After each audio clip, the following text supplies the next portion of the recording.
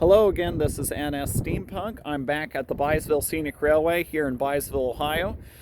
In my last video, I talked a little bit about the history of locomotive number 386. Today, I'm going to talk about the two coaches that helped bring the Byesville Scenic Railway organization alive.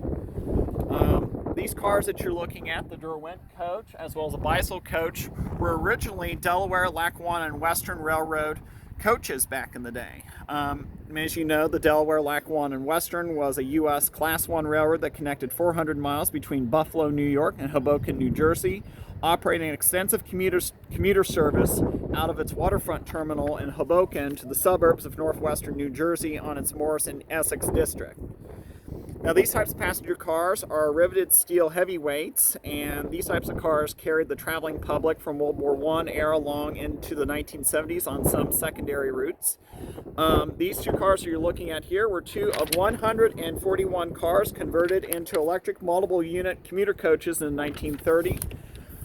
These cars would be drawing electric current from an overhead wire. Now, these vintage heavyweight suburban cars are also equipped with Commonwealth wheel tracks and can seat up to 84 passengers. Their length is 70 feet and can each of them weigh 109,500 pounds, which is equal to 54 tons. The cars contain wide aisles, vestibules, and steps, which help speed up passengers loading and unloading on the car. The coach exteriors were finished with deep olive green, with the interior walls painted light buff above the windows and green below.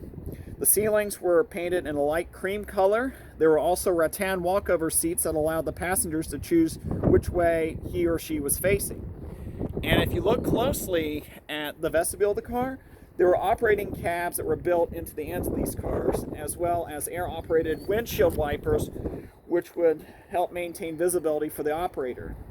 And because the fleet of these cars and power cars and trailers were in still reasonably good condition, many of these classic Pullman cars found new homes on tourist railroads across the country, including the Byesville Scenic Railway.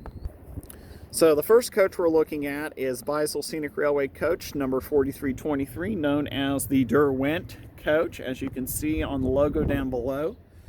This coach was originally Delaware, Lackawanna, and Western number 671, built by the Pullman Standard Company in 1917. And as I mentioned, because it was converted as an MU unit in 1930, it was rebuilt by the American Car and Foundry as a self-propelled electrical multiple unit commuter coach and renumbered to 3232. In 1961, the Erie Lackawanna took over operations and the car was renumbered to 3323. By 1976, Conrail took over all of Erie Lackawanna Railroad's operations.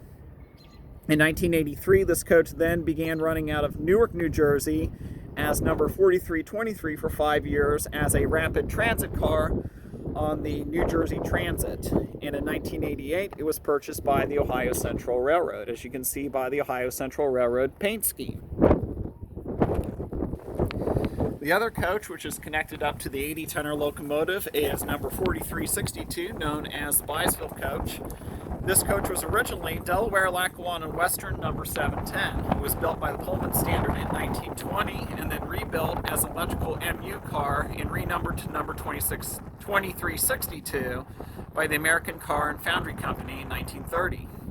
Number 2362 served until the Erie Lackawanna took over in 1961, and it was renumbered to 3362. As you probably know, in 1976, Conrail took over the Erie Lackawanna, and then the coach was renumbered to number 4362.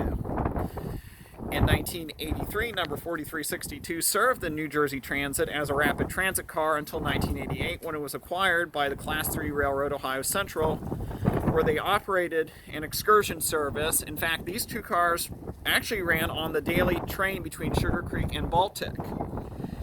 As you probably know, long story short, both cars were then sent to the Byesville Scenic Railway in 2006 and operated on the former Cambridge and Marietta Railroad right-of-way, later part of the Pennsylvania Railroad Marietta branch line, up until operation suspended in August of 2011.